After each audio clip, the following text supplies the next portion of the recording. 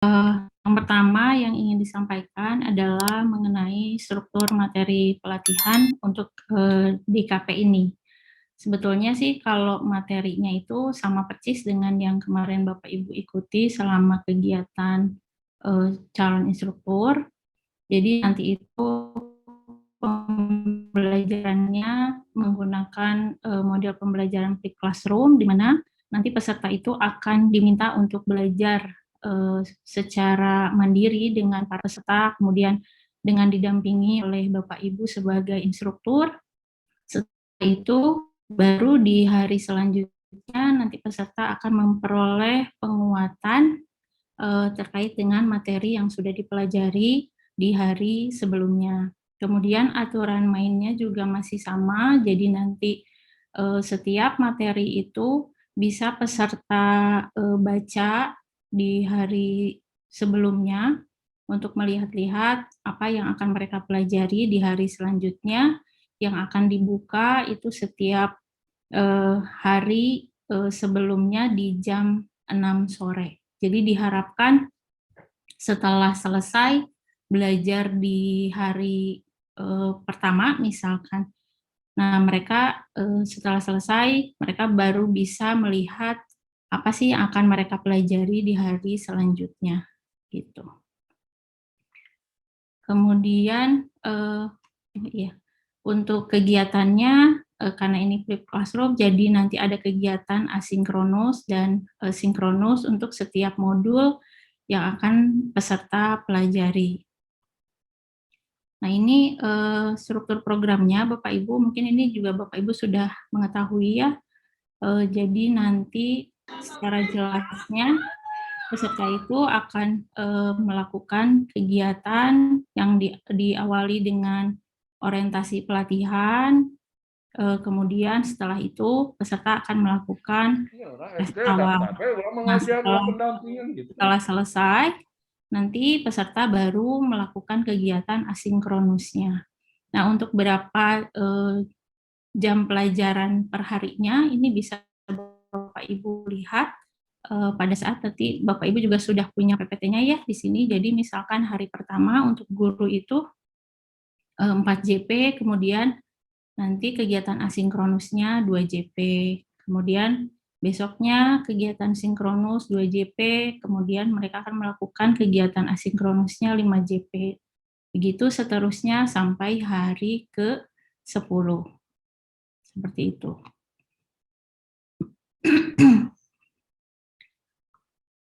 Nah, yang akan berlangsung untuk tahap 2 ini ada mapel yang lain yang akan dilakukan selain dengan guru yang mapelnya umum. Di sini pada tahap 2 ini juga akan dilakukan DKP untuk guru BK dan guru SLB. Sementara untuk PAUD dan SMK itu akan dipospon dulu sampai waktu yang akan ditentukan. Gitu. Untuk apa yang akan dipelajarinya kurang lebih sama sih Bapak Ibu, baik yang mapel lain ataupun mapel yang guru kemarin. Hanya mungkin dari sisi substansi di dalamnya itu yang akan berbeda. Seperti itu.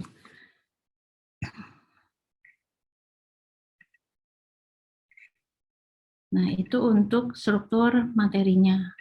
Kemudian ada beberapa hal yang diharapkan diperhatikan oleh Bapak Ibu pada pada saat memfasilitasi pembelajaran ini. Nah, ini. Jadi Bapak Ibu itu akan diminta untuk memberikan umpan balik dan penilaian selama diklat komite pembelajaran ini. Apa saja yang harus dilakukan? Itu yang pertama adalah umpan balik atau feedback tugas. Nah, secara tugas-tugasnya itu sebetulnya tugas per materi itu yang real tugasnya itu ada di ruang kolaborasi dan demonstrasi kontekstual. Nah, untuk yang harus diisi oleh peserta pada kegiatan mulai dari diri, kemudian eksplorasi konsep, itu adalah bagian dari kegiatan sebelum mereka mengerjakan tugas yang realnya untuk materi tersebut. Itu jadi sebetulnya tugas-tugas yang intinya itu ada di ruang kolaborasi dan demonstrasi kontekstual. Nah, kalau ruang kolaborasi itu tugasnya itu secara berkelompok, jadi peserta nanti akan mengerjakan tugasnya itu secara berkelompok. Kemudian kalau untuk demonstrasi kontekstual itu secara mandiri. Nah, pada dua kegiatan ini nanti Bapak Ibu akan diminta untuk memberikan umpan balik. Jadi penekanan untuk di dua kegiatan ini itu bukan ke penilaian, tapi ke umpan balik melalui komentar dan rubrik. Itu pun jika ada, karena ada beberapa kegiatan yang tidak ada rubriknya. Jadi Bapak Ibu nanti akan diminta untuk memberikan komentar saja. Jadi mohon ditekankannya itu Bapak Ibu pada kegiatan ruang kolaborasi dan demonstrasi kontekstual itu Bapak Ibu diminta untuk memberikan umpan balik melalui komentar dan rubrik. Nah, kemudian nilai yang muncul di dua kegiatan itu, jika Bapak Ibu itu melihat pada saat mengisi rubrik, itu kan nanti keluar nilainya. Nah, itu nilai yang muncul itu bukan bagian dari komponen penilaian DKP. Itu jadi itu adalah semacam efek atau implikasi kita menggunakan fitur itu, maka secara otomatis akan keluar nilai. Gitu. Jadi nilai yang muncul itu bukan bagian dari komponen penilaian. Kemudian mohon jangan memasukkan nilai dari menu grade, baik dari jalur override ataupun dari exclude. Karena yang penting di sini adalah komentar, saran, dan masukan, serta pengisian rubrik dari Bapak Ibu sebagai instruktur, bukan nilai. Karena ya seperti yang tadi saya sampaikan, nilai yang akan muncul itu tidak akan ditarik sebagai salah satu komponen penilaian di DKP ini. Itu. Jadi lebih ke sebetulnya tugas-tugas yang sudah dikerjakan oleh peserta itu sudah benar atau tidak, kemudian sudah on the track atau tidak, dan seterusnya. Kalau memang misalkan perlu perbaikan, mohon diberikan komentar, dan seperti itu. Itu untuk tugas. Kemudian nanti Bapak Ibu juga akan diminta untuk mengisi lembar observasi. Nah, lembar observasi ini digunakan sebagai alat untuk membuat catatan peserta terkait dengan proses pembelajaran di setiap modul. Jadi ini tuh bukan penilaian juga, tapi lebih ke catatan peserta. Apakah tugas-tugas, kemudian selama proses itu pada saat mempelajari modul itu bagaimana peserta itu. Jadi lembar observasi ini sekali lagi bukan penilaian, tapi alat untuk membuat catatan terkait dengan proses pembelajaran peserta. Dan ada di setiap modul. Nah, nanti Bapak Ibu akan diminta mengisi lembar observasi di setiap akhir pembelajaran modul. Jadi nanti kan akhir pembelajarannya itu ada di kegiatan sinkronus. Nah, jadi nanti pada saat di akhir kegiatan modul, pada pas kegiatan sinkronus itu, setelah itu Bapak Ibu akan diminta untuk mengisi lembar observasi. Nah, kemudian nanti seperti yang tadi, jadi nanti akan muncul nilai. Nah, sekali lagi nilai yang muncul bukan bagian dari komponen penilaian DKP. Itu jadi itu adalah efek karena efek samping atau implikasi lah, karena memang kita menggunakan fitur itu sehingga muncul nilai, tapi nilainya bukan bagian dari komponen penilaian DKP. Kemudian Nanti untuk apa sih lembar observasi ini? Nah, hasil dari lembar observasi ini akan digunakan untuk Bapak Ibu pada saat Bapak Ibu memberikan feedback terhadap peserta dan rangkuman portofolio. Jadi nanti di hari ke-10, nanti itu kan Bapak Ibu akan melihat umpan balik portofolio peserta. Mungkin sekarang juga Bapak Ibu melihat ya di hari ke-10. Nah, itu tuh diisi oleh instruktur. Itu untuk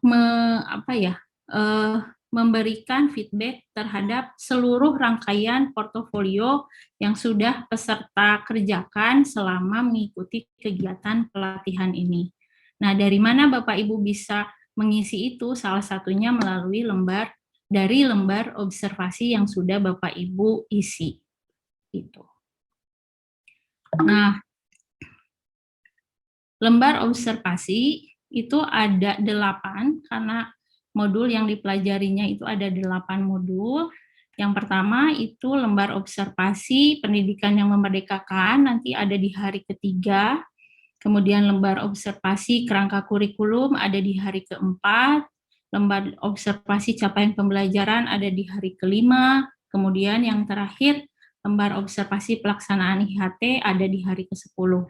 Jadi di setiap akhir modul, nanti Bapak Ibu bisa mengisi lembar observasi yang ada di hari-hari.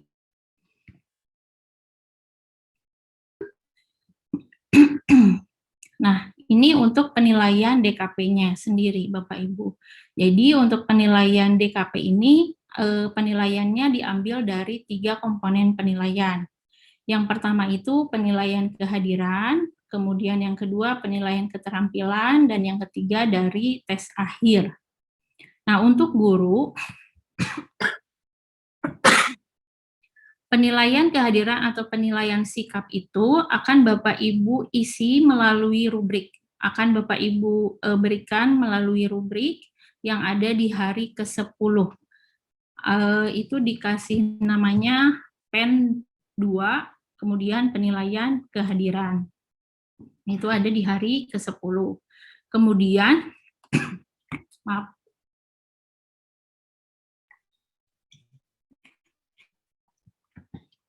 kemudian untuk penilaian keterampilan, itu juga ada di hari ke-10. Nah, Bapak Ibu tinggal mengisinya melalui rubrik. Kemudian dan yang terakhir, tes akhir juga ada di hari ke-10. Nah, jadi untuk Bapak Ibu instruktur yang memperoleh kelas guru, itu semua penilaian ada di hari ke-10. Kemudian, tapi untuk yang KSPS, itu penilaian kehadirannya itu melalui rubrik juga, tapi ada di maaf, bukan di hari general, ada di pada saat Bapak Ibu membuka laman LMS, itu nanti Bapak Ibu bisa melihat penilaian kehadiran. Nah, di situ Bapak Ibu mengisi untuk penilaian kehadirannya. Kemudian kalau untuk penilaian keterampilannya, itu ditempelkan rubriknya di kegiatan unggah ruang kolaborasi IHT. Maaf, ini kurang. Jadi di rubriknya ditempelkan di unggah ruang kolaborasi IHT. Kemudian dan yang terakhir, tes akhir sama ada di hari ke-10.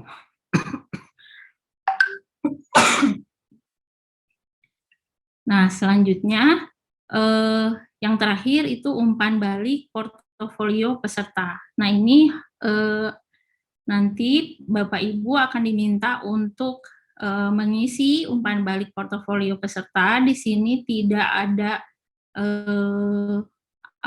tugas atau apapun yang harus dikirimkan oleh peserta. Ini tuh pure yang akan diisi oleh Bapak Ibu sebagai instruktur.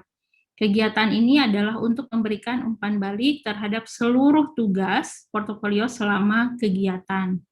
Nah, di situ nanti Bapak Ibu akan diminta untuk mengisi angka 1, diisi saja angka 1. Wajib dimasukkan sebagai bukti sudah diisi. Di situ kan ada 3 item yang harus Bapak Ibu isi. Nah, di situ Bapak Ibu wajib mengisi angka 1. Jadi jangan diisi 0 atau yang lainnya. Pokoknya harus angka 1. Kemudian nilai yang muncul pun bukan bagian dari komponen penilaian DKP. Gitu. Nah, itu yang harus Bapak Ibu perhatikan. Kemudian satu lagi adalah time span.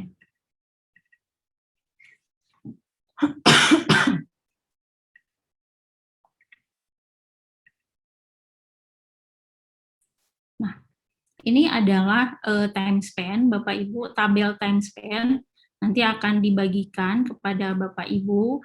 Jadi di sini sudah ada nama-nama kegiatan beserta apa sih yang harus Bapak Ibu lakukan di sana gitu. Jadi ini sebagai semacam buku, bukan buku sih, guidance lah buat Bapak Ibu berapa lama saya harus memberikan proses fasilitasi dan kemudian apa sih yang harus saya lakukan. Nah, ini masih menggunakan menitnya BIMTEK, nanti mungkin akan disesuaikan dengan menitnya DKP yaitu 45 menit. Jadi di sini bisa Bapak Ibu cermati apa saja sih yang harus saya lakukan di kegiatan ini dan seterusnya. Kemudian estimasi waktu yang harus saya habiskan di situ itu berapa gitu. Nah, ini jumlahnya itu sudah disesuaikan dengan hari pertama itu total Bapak Ibu harus meluangkan waktunya untuk memberikan proses fasilitasi itu berapa lama gitu. Ini mungkin tidak akan dijelaskan secara panjang lebar, yang pasti Bapak Ibu bisa mencermati nanti akan di-share di grupnya. Kemudian yang terakhir adalah course-nya.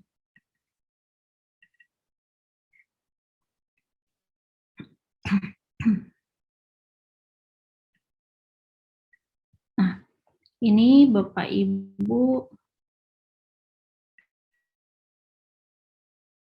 ini course yang nanti akan digunakan untuk kegiatan DKP ini. Jadi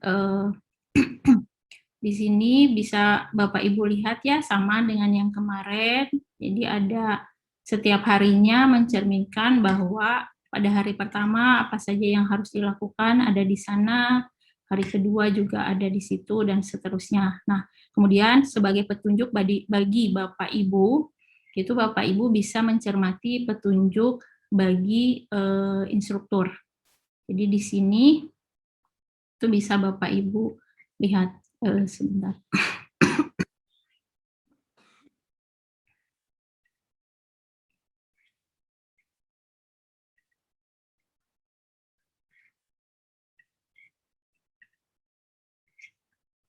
Nah, ini ya.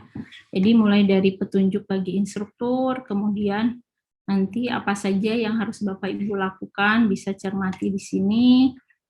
Kemudian apa yang akan dilakukan pada saat kegiatan orientasi pelatihan juga ada informasinya di situ. Ya, samalah dengan yang Bapak Ibu kemarin ikuti.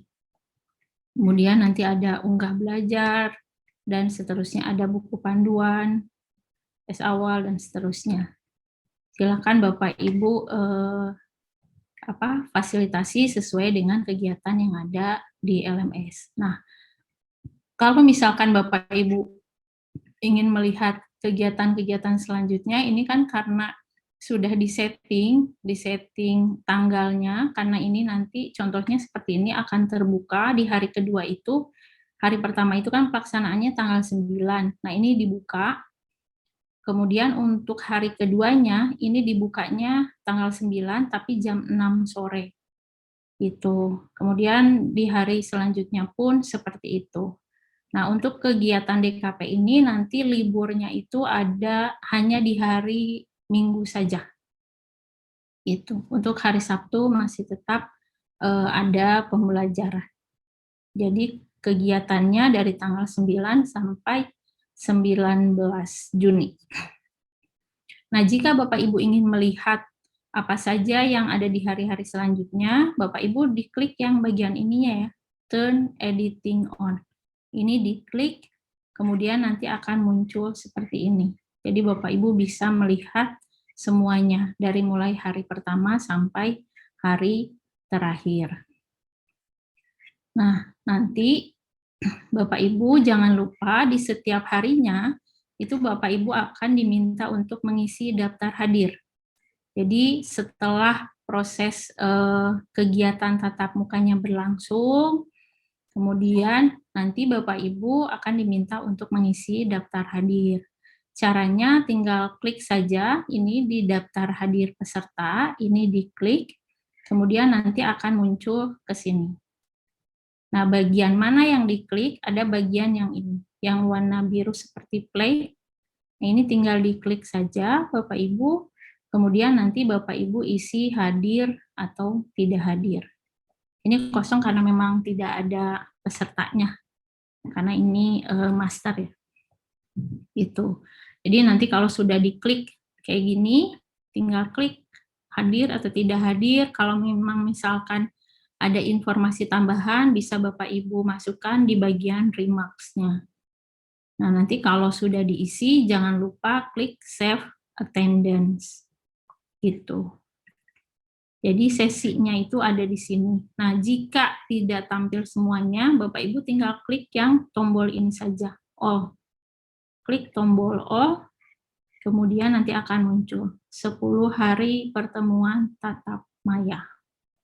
Nah, jika ada tanggal yang tidak sesuai, silakan Bapak Ibu koordinasi dengan adminnya untuk merubah tanggal di kegiatan itu. Misal kemarin itu ada juga kasus hari pertamanya kok tanggal 25 misalkan, sedangkan hari pertama yang seharusnya tanggal 24. Nah, silakan koordinasi dengan admin atau bisa Bapak Ibu edit sendiri melalui tombol yang ini, tinggal diklik kemudian dirubah tanggalnya. Gitu.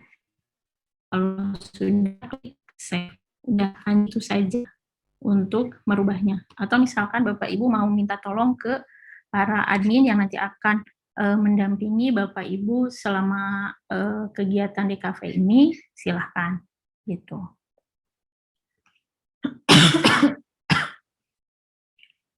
Nah, kemudian nanti kan Bapak Ibu akan diminta untuk mengisi rubrik.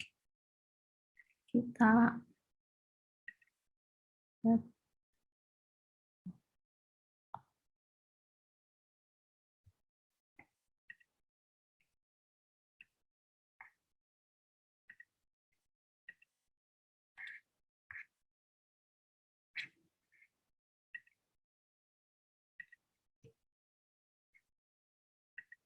Nah, nanti kan Bapak Ibu akan diminta untuk mengisi rubrik. Contohnya untuk ruang kolaborasi. Nah, untuk yang para instruktur di tahap pertama, mungkin kok ini ada sedikit perbedaan dengan yang tahap 2. Di tahap 2 untuk tugasnya, itu nanti peserta akan diminta untuk diunggah hasil ruang kolaborasi.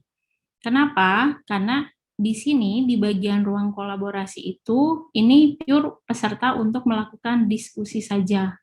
Nanti hasilnya untuk memperoleh feedback atau umpan balik dari Bapak Ibu, nanti peserta diminta untuk unggahnya di sini. Kenapa ini dipisahkan?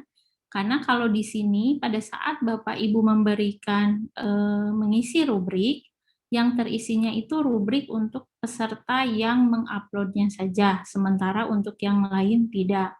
Nah, tapi kalau unggahnya di sini, jadi pada saat nanti peserta mengunggah ke sini, add submission, nah itu nanti akan terunggah secara otomatis untuk semua anggota kelompoknya.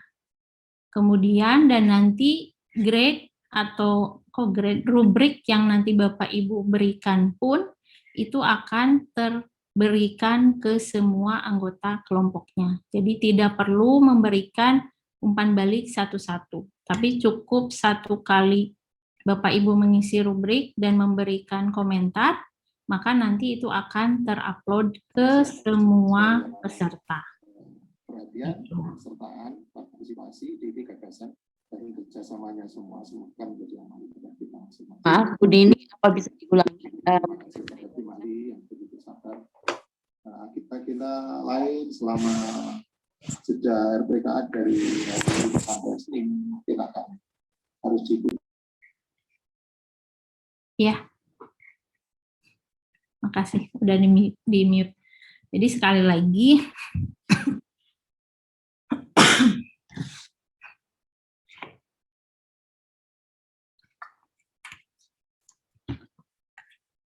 lagi, Bapak Ibu nanti di ruang kolaborasi ini lebih ke untuk diskusinya. Jadi kalau misalkan peserta mau memberikan apa itu namanya feedback kepada peserta lain itu dipersilahkan gitu. Tapi nanti peserta juga akan diminta untuk mengunggahnya ke hasil ruang kolaborasi untuk memperoleh feedback atau umpan balik dari Bapak Ibu sebagai instruktur. Nah, di sini hanya perlu perwakilan pesertanya saja. Di sini sudah ada sih, silakan perwakilan dari anggota kelompok unggah hasil pekerjaan kelompok di kegiatan ruang kolaborasi pada kegiatan ini. Jadi satu orang upload, maka otomatis akan terupload ke semua peserta lain. Ini ya, ini contohnya. Jadi pada saat peserta 3 itu upload, karena mereka ada di grup yang sama, ini otomatis akan terupload juga di kelompoknya yang lain. Gitu. Kemudian begitupun jika Bapak Ibu memberikan umpan balik melalui rubrik ataupun komen. Jadi pada saat diklik, di save, itu akan terkirim ke semua peserta yang ada di kelompok itu. Gitu. Ya.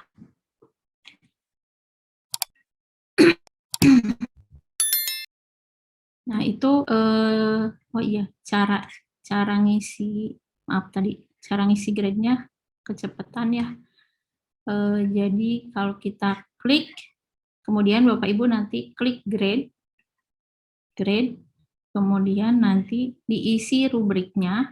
Caranya tinggal klik saja, klik gitu, klik. Kemudian memberikan komentarnya, nanti ada di sini di bagian atas, ini karena memang tidak ada yang mengirimkan, jadi tidak ada kolom komentar. Kemudian kalau sudah, Bapak Ibu klik Save Change. Diklik, maka nanti otomatis akan ter-save. Seperti itu. Kita lihat di View All Submission-nya. Nah ini, Bapak Ibu bisa lihat ya. Jadi akan terkirim ke semua anggota kelompoknya. Itu. Jangan lupa ya Bapak Ibu, isinya melalui rubrik yang ada di sini, grade dan komentar yang ada di sini. Jangan mengisi melalui override ataupun exclude yang ada di grade. Karena sekali lagi ini bukan penilaian. Penekanannya lebih ke umpan balik terkait tugas yang sudah dikerjakan oleh para peserta.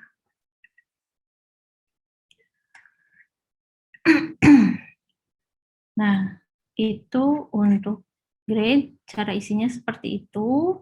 Kemudian untuk lembar observasi, ini sama Bapak Ibu karena menggunakan fitur yang sama.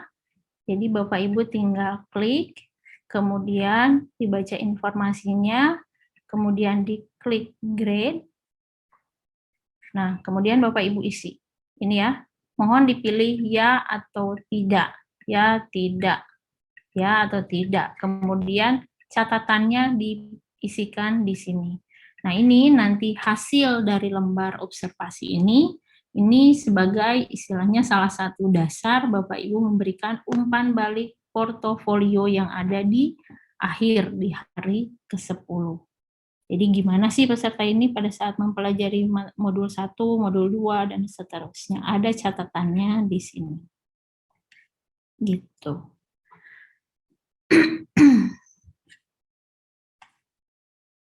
Nah, itu kalau sudah ya Bapak Ibu, sampai ininya berwarna hijau ya Bapak Ibu. Kalau belum robah warnanya berarti belum diklik, dan ini wajib diklik tiga-tiganya. Kalau sudah, Bapak Ibu klik Save Change.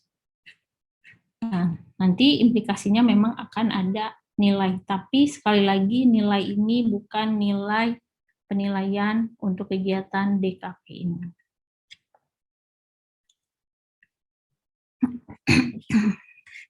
Nah, kita lihat yang di hari ke-10. Nah, di hari ke-10, nah ini Bapak Ibu, penilaian keterampilan ada di sini, kemudian yang penilaian kehadirannya ada di sini, dan tes akhir di sini. Tes akhir ini, Bapak Ibu tidak usah menilai, ini sudah secara otomatis by system. Nah, kemudian untuk yang KSPS, nah Bapak Ibu rubrik penilaian kehadirannya ada di sini. Ada di rubrik penilaian kehadiran. Kemudian untuk portofolio pesertanya ada di sini. Nah, ini posisinya masih di hidden. Tapi nanti mohon bantuan Bapak Ibu untuk meng-unhide-nya. Atau bisa minta bantuan sama admin juga boleh.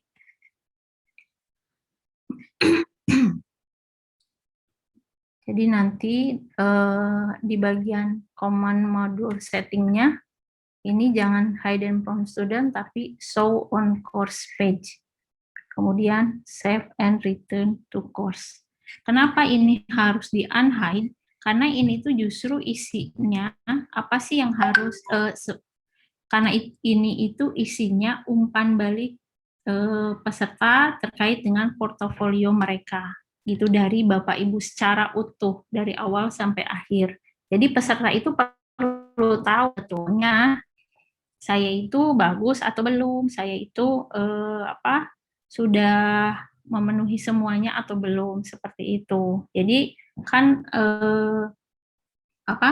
lucu juga kalau misalkan Bapak Ibu memberikan umpan balik kepada peserta, tapi orang yang bersangkutan itu tidak bisa melihat umpan balik yang Bapak Ibu berikan. Kemudian untuk yang penilaian keterampilan itu ada di sini, Bapak Ibu di hari ke-9 di sini. Ruang kolaborasi, unggah tugas pelaksanaan IHT. Nah, ini tinggal Bapak Ibu klik, kemudian nanti diklik grade. Kemudian setelah itu Bapak Ibu isi rubriknya yang ada di kanan ini. Caranya tinggal klik, klik, klik, klik. Kalau sudah, klik save. Save change. Nah, seperti ini. Itu ya, Bapak Ibu. Ini kalau misalkan Bapak Ibu agak terganggu dengan tampilan seperti ini, Bapak Ibu tinggal mengatur yang ada di bawah ini saja ya. Ini tinggal diklik. Nah, ini untuk tampilan full. Ini untuk yang kanan dan kiri. Ini isi tugas yang dikirimkan. Ini rubriknya. Atau misalkan mau lihat rubriknya aja, mau lihat isinya aja, tinggal diklik yang paling kanan. Nanti rubriknya tertutup. Nah, seperti itu ya. Oke. Nah, untuk yang guru juga sama, Bapak Ibu tinggal klik grade, kemudian nanti Bapak Ibu tinggal klik, klik, klik, klik. Kalau sudah, klik save change, gitu. Nah, ini harus diisi semua ya Bapak Ibu. Jadi kalau misalkan ada satu saja tidak diisi, maka dia tidak mau di-save. Jadi pastikan ini sudah Boleh dipilih untuk semua aspek. konfirmasi, Mbak.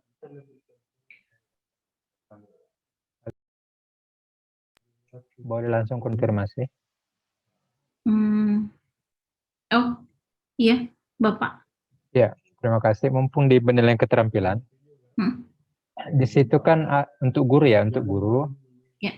Di instrumen itu ada narasi yang meminta menunjukkan rekaman melakukan assessment. Coba cari dulu. Rekaman simulasi fasilitasi. Assessment, iya. Ya. Melakukan pengecekan metode. Ada diminta di situ. Nah, ini. Pasti ini melakukan assessment. Nah, di tagihan-tagihan sebelumnya itu kan tidak ada instruksi untuk melakukan rekaman itu. Jadi kami di penilai itu bingung memberikan nilai di situ. Gimana tuh? Iya. Kalau ini, iya. Ya Pak, ini sudah rubrik ini sudah ditanyakan sih kepada tim pengembang. Katanya ini tuh sudah kegiatan-kegiatannya itu sudah dilakukan di proses pembelajaran sebelumnya. Gitu. Jadi semua yang ada di rubrik ini itu sudah dilakukan oleh peserta, tugasnya sudah diunggah oleh peserta di kegiatan di hari-hari sebelumnya. Berarti pertanyaannya, Bapak tidak menemukan justru kegiatan melakukan asesmen fasilitasi ini, gitu Pak? Iya betul, kan diminta rekamannya. Tidak ada tagihan bagi peserta untuk melakukan rekaman yang dimaksud itu. Di rekaman IHT pun tidak ada? Ya, kalau di rekaman IHT itu diminta untuk memfasilitasi kegiatan sesuai dengan rencananya. Oh, tidak ada teknik melakukan? Iya, betul. Oh, saya secara pribadi tidak menemukan. Entahlah kalau pengajar yang lain. Terima kasih. Sama Pak. Kami tidak melihat. Ini juga kami kemarin pernah diskusi karena di sini ada pertanyaan ya di rubriknya itu pernah mengumpulkan foto maupun rekaman video. Nah ini kapan itu dilaksanakan? Ya, betul. Tidak ada. Sedangkan kami harus mengisi itu Bu Dini. Harus menilai. Oh ya, baik. Nanti akan kami tanyakan ke tim pengembang ya. Ya. Terima kasih. Di bagian ini sebetulnya bagian ini tuh ada di mana gitu. Karena poin ini kemarin tidak ada yang pernah menanyakan gitu. Jadi masalahnya kalau yang rubrik yang ini, Bu Dini mohon izin. Ya. Bu Dini mohon izin. Iya, mangga. Begini Bu Dini dan kawan-kawan, kami ini berarti menyampaikan pengalaman di tahap ke-1. Ketika rubrik yang ditampilkan oleh Bu Nini ini kan sebenarnya ada semacam 2 tugas lah begitu dalam satu ruangan.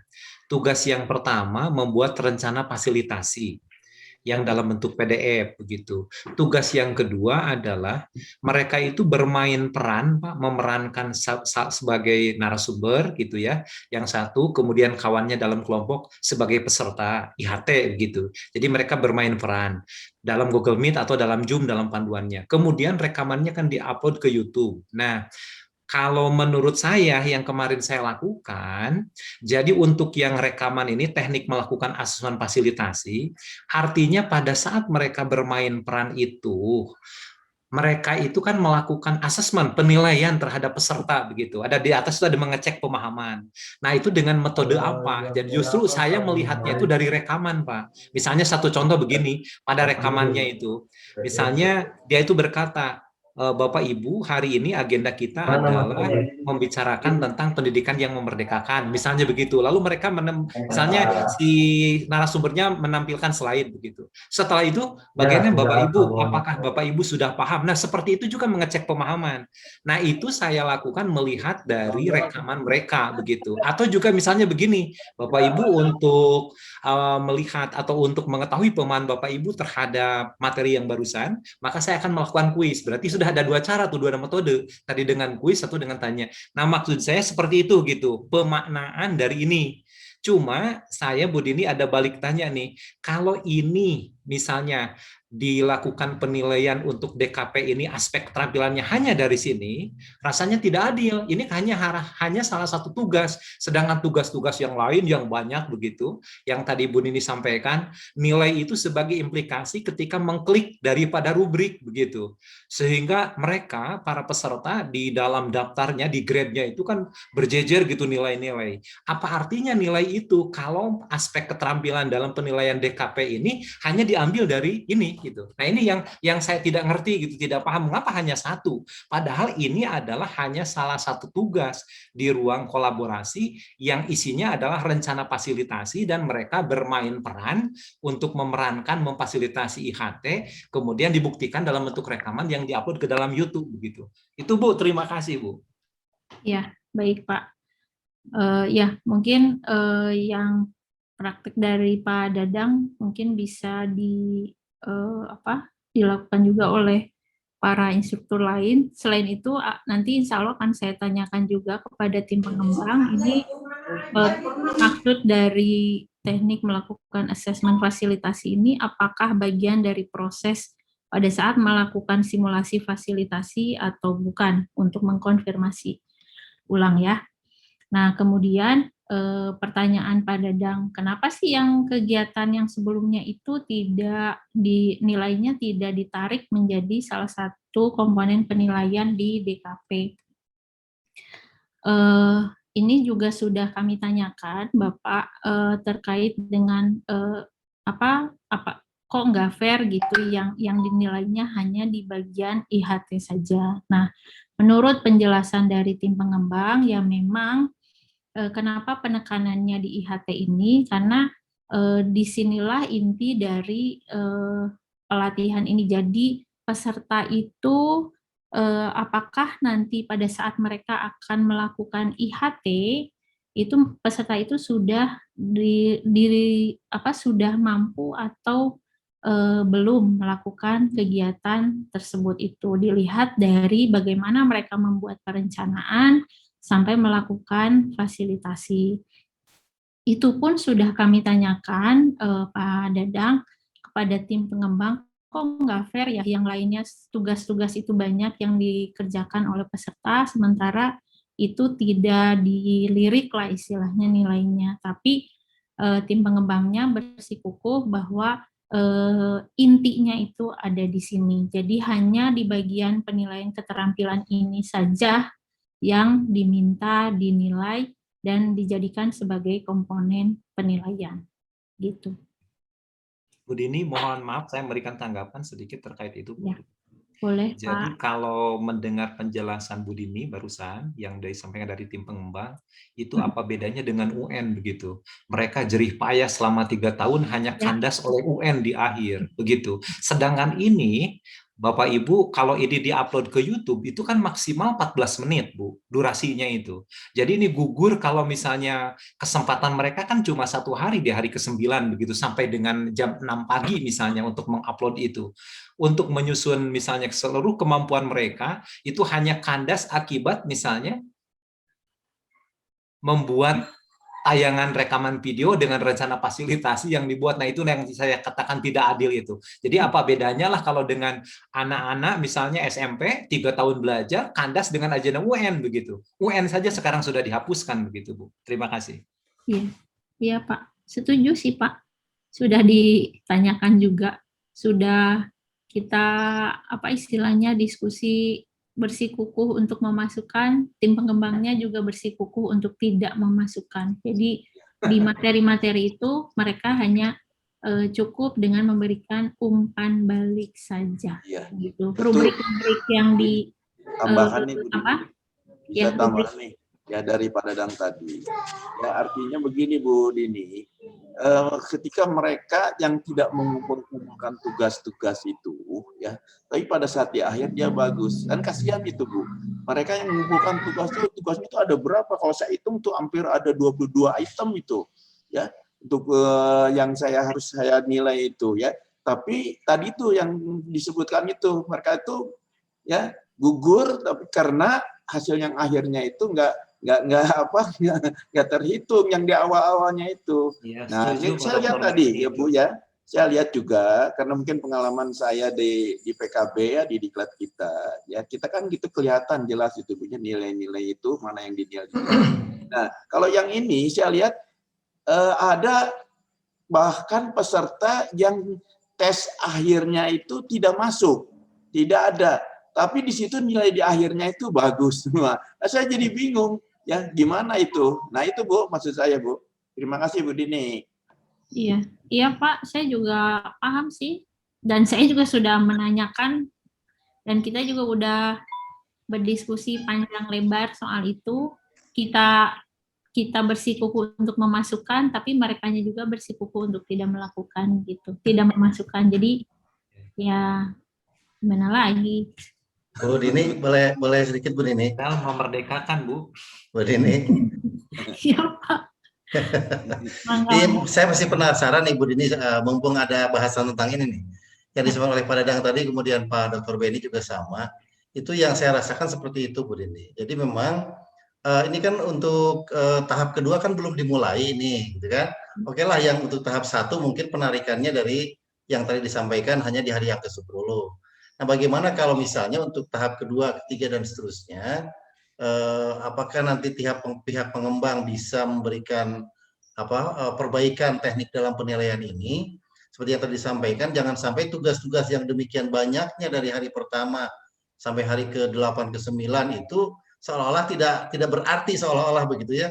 Hanya penilaian di hari yang terakhir saja dari hasil rencana fasilitasi dan rekaman itu.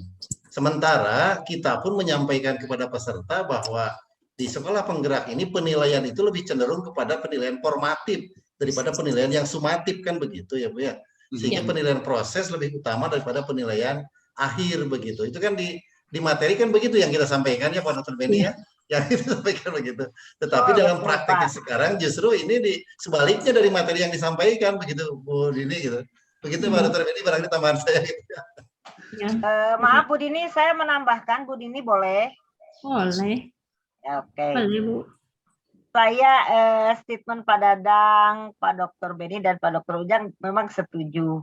Sangat-sangat setuju. Karena apa? Kan di sini merekonstruksi pengetahuan dan pengalaman mereka. Dari aspek pengetahuan, karena ini adalah pengetahuan yang baru bagi mereka, itu program sekolah penggerak itu seperti bagaimana gitu. Walaupun pada dasarnya dalam contoh saja dalam penyusunan kurikulum operasional satuan pendidikan mereka juga sudah paham, tapi kan kita ada beberapa bagian yang memang harus dimasukkan sesuai dengan capaian untuk sekolah penggerak nanti. Nah, kita juga sama ya Pak Haji Ujang menjelaskan bahwa by proses itu sangat menentukan untuk keterpahaman pengetahuan mereka. Manakala mereka tidak paham by proses pembelajaran, tentu nantinya itu akan hasilnya mungkin tidak akan sesuai dengan harapan gitu Bu. Nah, mungkin kami instruktur mungkin kaum idealis yang memang ingin menerapkan seperti itu. Tapi kalau kenyataannya seperti ini, sepertinya idealisme kami gitu sebagai instruktur akan buyar, termasuk dengan kelelahan peserta tidak tergantikan begitu. Kalau menurut saya, kalau melihat kebijakan yang tadi Ibu Dini sampaikan kepada kami. Itu saja mungkin Bu Dini, terima kasih. Ya. Baik Bapak Ibu. Insya Allah akan saya sampaikan lagi kepada tim pengembang terkait dengan penilaian ini. Sebetulnya kemarin juga pada saat tahap 1 berjalan, itu sudah kita coba komunikasikan lagi, ini benar nih, mau kayak gini aja.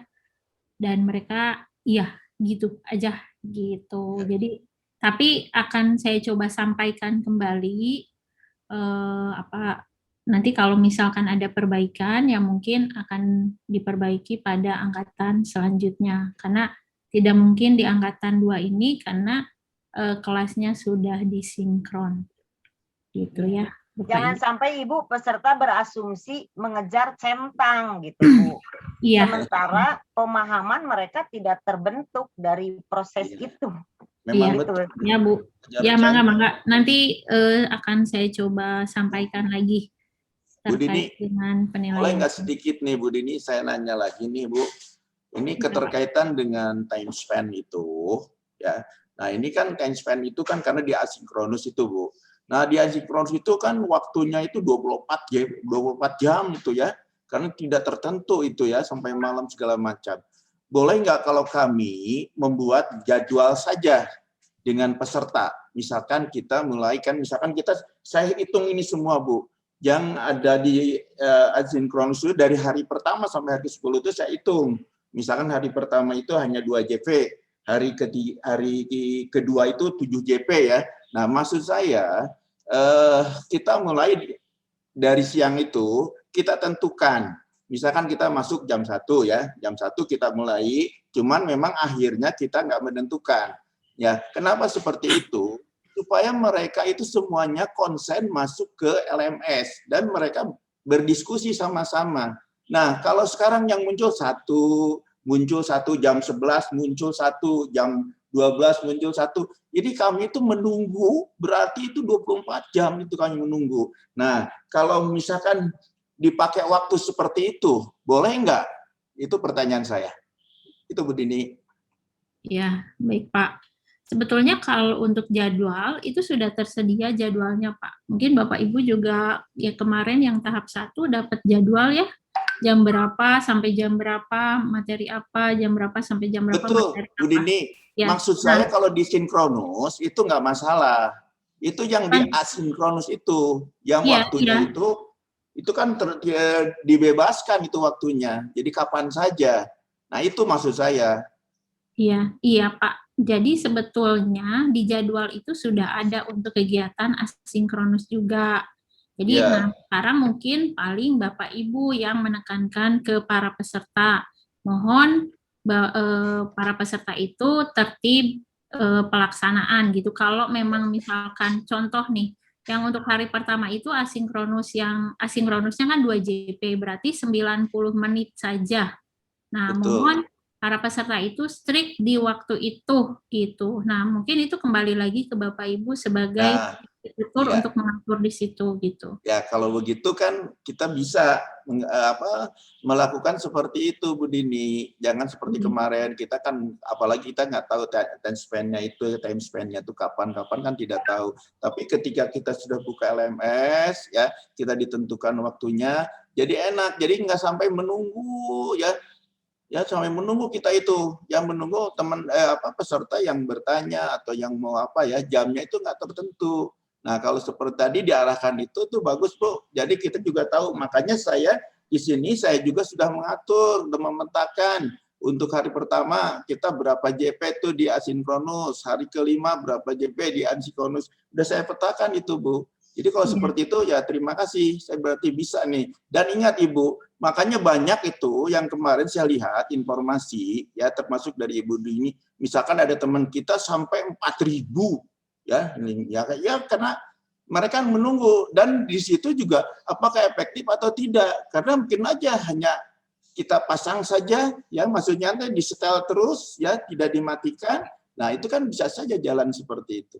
Terima kasih Ibu Dini. Iya Pak. Ya, kalau terkait time span sampai beribu-ribu ya, saya kembalikan lagi ke Bapak Ibu ya, karena Bapak Ibu yang memfasilitasi pembelajaran. Nah, untuk yang strict, apakah Bapak mau menerapkan strict hanya di JP-JP yang seperti ini? Ya, ini betul. Saya perlihatkan, misalkan hari pertama itu asinkronusnya 2 JP, nah Bapak silakan saja menerapkan ke pesertanya, Bapak Ibu saya tunggu sampai jam, misalkan mulai dari jam 1 sampai jam 3. Selain jam 3 tidak saya terima, ya itu hak prerogatifnya para instruktur ya. Yang penting JP yang ada di setiap materinya itu tidak diabaikan gitu. Jadi kalau 2 JP ya 2 JP, tidak dikurangi menjadi 1 JP atau setengah JP dan seterusnya. Gitu Pak. Makasih Bu.